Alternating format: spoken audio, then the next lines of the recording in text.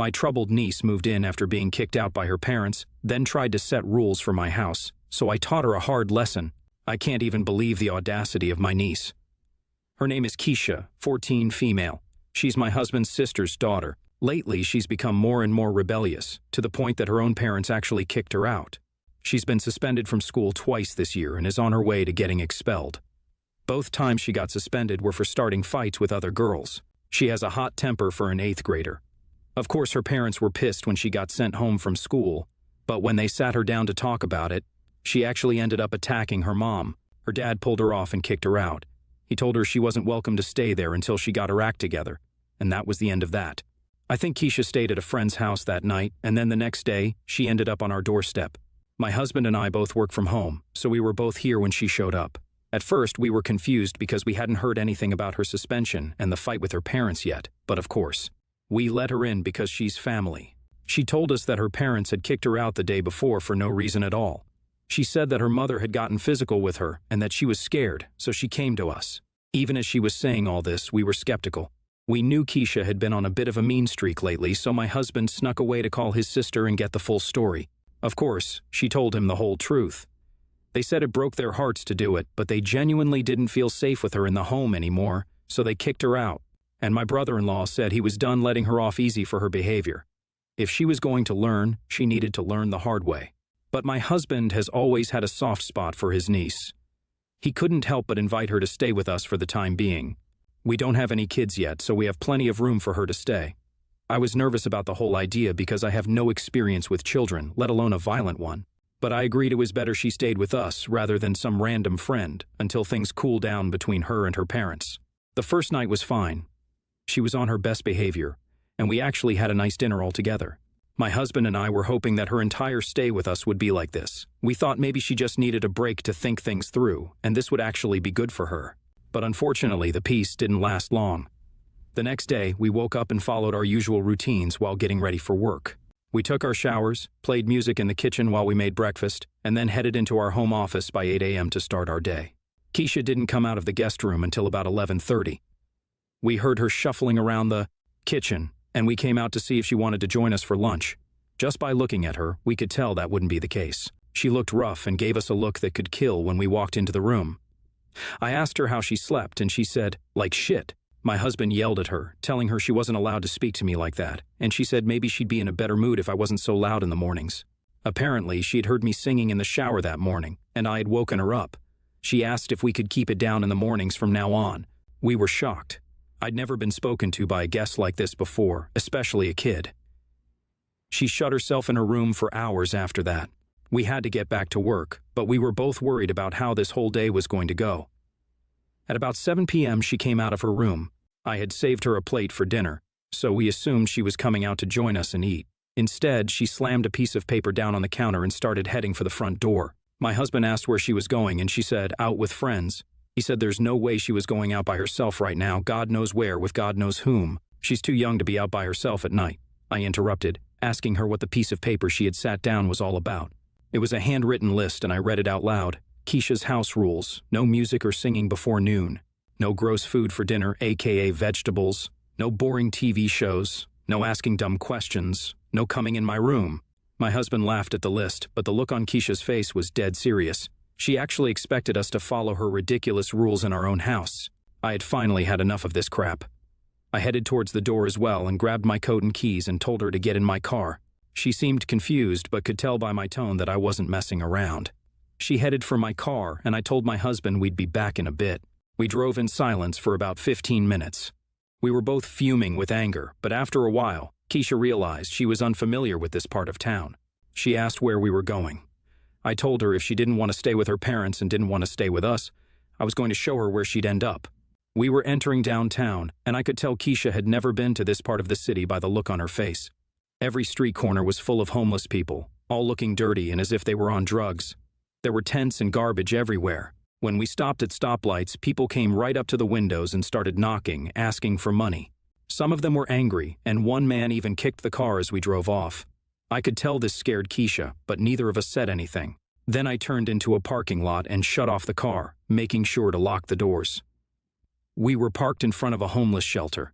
There was a line out the door of People waiting in hopes of getting a hot meal or some blankets, or if they were lucky, a roof over their head for the night. Some of the men were yelling and arguing with each other. Most of the women just looked sad. It was awful, and I was even feeling nervous to be there. Finally, Keisha asked me if we could get out of here. I told her if she was going to go back to our house, she had to follow our rules, and if she was going to stay with us, she needed to call her mom and apologize because her parents only want what's best for her. She nodded, and I knew I had gotten the point across. I don't think anyone in her life had ever really put her in her place like that, but I think at that moment, a part of her also knew it was exactly what she needed. When we got home, my husband looked concerned. Of course, he was curious where I had taken her and what we had talked about, but I gave him a look that said I would tell him all about it later. We all went to the kitchen, and I pulled out the plate of leftover food that we had set aside for Keisha earlier. I heated it up for her, and we all sat down at the table together. My husband and I were surprised when Keisha was the one who spoke up first. She asked us what we both did for work. My husband was taken aback but was happy to answer her. After that, we had all had a long conversation about our jobs, colleges in the area, and different extracurricular activities she could join. It was actually a great evening. I may have been harsh on her, but I think I might have actually gotten through to her. Now I just hope it sticks, and hopefully she can go back to her parents' house soon. I guess we'll see what happens after she apologizes to her mother. The day after we went to the homeless shelter, Keisha called her mom. She asked if I would sit with her while they spoke, and of course, I agreed. She actually delivered an excellent apology to her mom. By the end of it, she had tears in her eyes, but she was smiling because her mom had accepted her apology and asked her to come home. She surprised me when she asked if she could stay with us a little bit longer. Her mother agreed, so we decided she would stay with us until the following Monday, when she had to go back to school. We may have had a rocky start, but I feel like this was the best possible outcome we could have had. It's been a few months since Keisha stayed with us. Since then, it's like she has done a complete 180 in her behavior. She hasn't had any other suspensions at school, and also hasn't even had any detentions or been called to the office once. Her grades have gotten way better, and she even auditioned for her school dance team and made it. Her parents say that she hasn't been hanging out with the same friends and that her attitude at home has greatly improved. All in all, I'd say her time at our house was a success for her. I'm so proud of her and can't wait to see what her future holds. God bless you. Thank you for recognizing that she was just a child who needed some guidance. You would make an excellent mother. Great work, Auntie. Hopefully her parents are half as supportive as you are. My boyfriend is pretty mad at his parents over this, but some of his siblings and his parents think I was the jerk, so here we are. I, 29, female, am a pro boxer, though probably in my last year or two of active competing now. My boyfriend, 35, male, is really supportive of my career, and he's a total gem. We live on the opposite coast from his family, and he has had a pretty sour relationship with his dad for years. So I've never met them. Over the last year, though, his parents have been making efforts to patch things up. So when he mentioned that we were going to be in a nearby city to them for one of my matches, they wanted to get together for a family dinner. I was actually kind of excited about it. I don't have family, and his family is huge, so I always wondered what that was like. We originally tried to schedule the dinner for before the match, because I look a mess for a couple of days after a match sometimes, but they had a conflict. So we set it up for a couple of days before we flew out to give me some recovery time. I actually didn't get that badly banged up, but there's just no hiding face bruises and cuts. My boyfriend already gave the parents a heads up about what to expect, but I don't think they took it seriously. We get there, and his mom looks really uncomfortable, and his dad is just like staring at me. Some of his siblings and their families were there, and I get mobbed by the nieces and nephews, who all had about 1,000,000 questions, and that's where I might have messed up. I told him about boxing, and showed them a video on my phone of part of my fight so they would understand why I looked hurt, and assured them I was fine. It evidently impressed the hell out of a couple of the nieces because they spent the entire dinner asking me questions, and were kind of amazed that girls could do stuff like that. His dad tried to shift the conversation several times and got pretty annoyed about it, and then said it was good I was thinking about retiring and getting on with a real life soon, and I would have time to get a household together and start a family with boyfriend.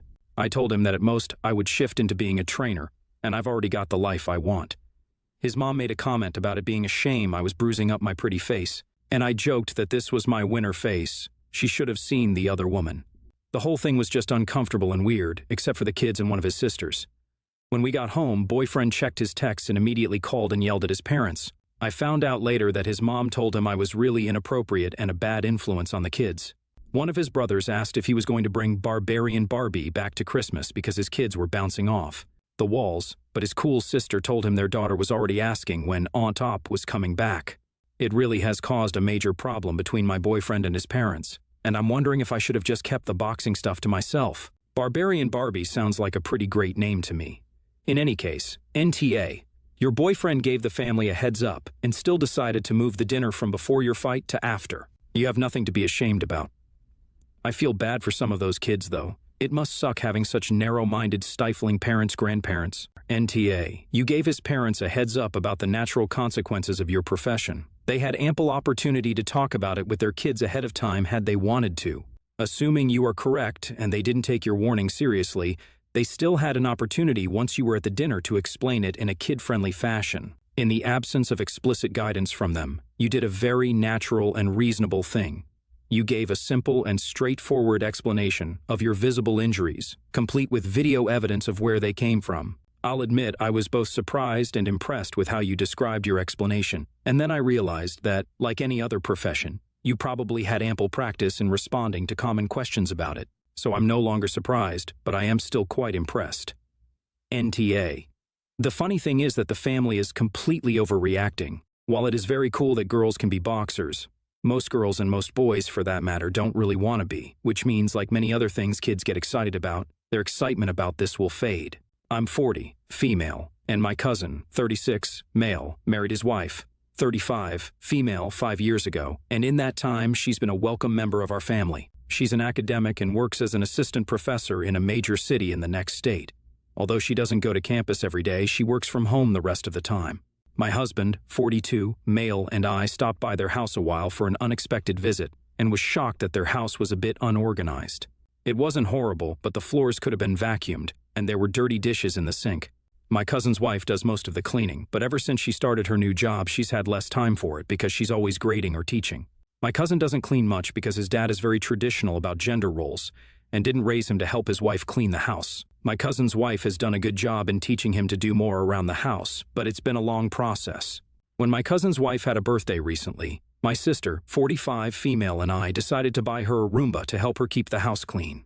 My cousin had privately apologized to me after my last visit for the house not being as clean as it could have been, so my sister and I thought that the Roomba would be useful for her.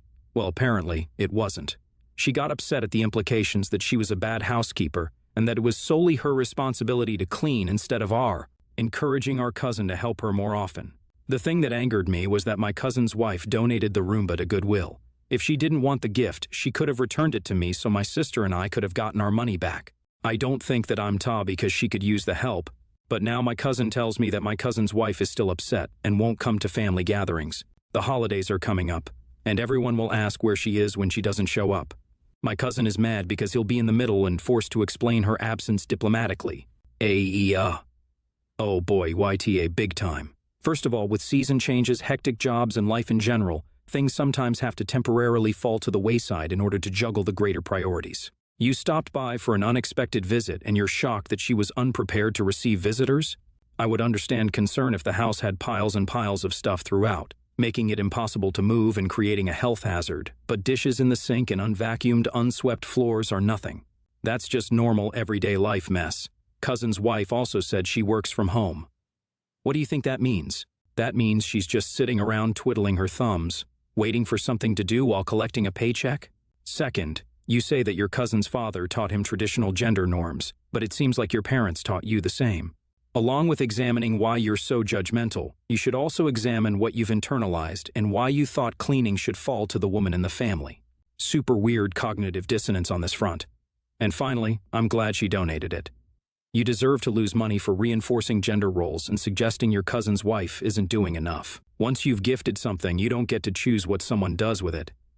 Honestly, I'm voting YTA. You went to her home and complained about the level of housekeeping to her spouse, who you openly admit does little to help around the house, but not about her spouse, just to him. She has a demanding job and still does the majority of the housework that her husband doesn't do enough of.